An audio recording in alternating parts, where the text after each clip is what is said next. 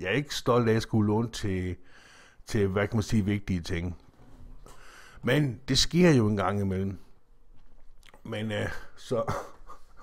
men jeg synes bare, det var lidt en sjov måde at lige sige på, at jeg tog det kviklån.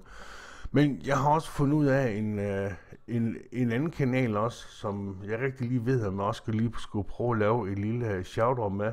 Jeg synes i hvert fald, han skiller sig ud, og han er sådan en særpræget karakter, kan man jo så sige, at men han er jo desværre bare havnet i den der, hvad kan man sige, gældsspiral, kan man sådan set godt sige.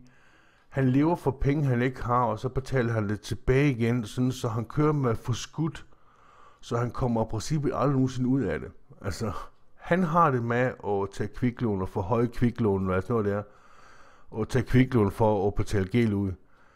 Det er også fint, at man kan gøre det, men så tager man i kviklån, så man kan betale hele lortet ud, så man kun har 1 år at køre med. Men han er rimelig ret særpræget person, og hans videoer, det skiller sig ekstremt meget ud. De er ikke ligesom, hvad kan man sige, high quality, men de er, hvad kan man sige, begge ben på jorden.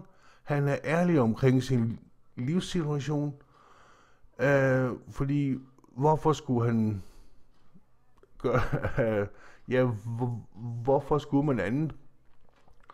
Så jeg synes faktisk, han er særpræget. Det er Mongo TV. Ja, jeg var lige ved at sige Mongol TV. Jeg synes i hvert fald, det er nogle ret særprægede videoer.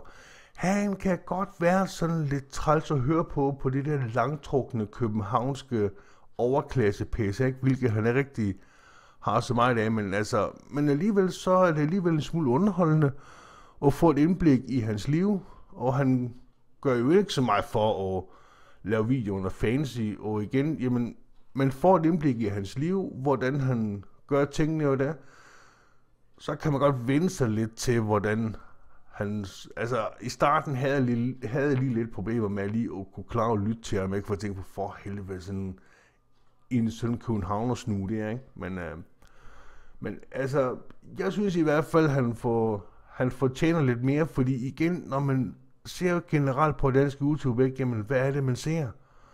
Ikke? Her, der har man en, der står frem og fortæller ærligt om sine ting, og det skal man da have virkelig meget respekt for, fordi det er jo samme type, du kan møde i Netto, som han også handler meget i. Ikke? Altså, man får, hvad man forventer, og det er jo så bare sådan, det faktisk skal være.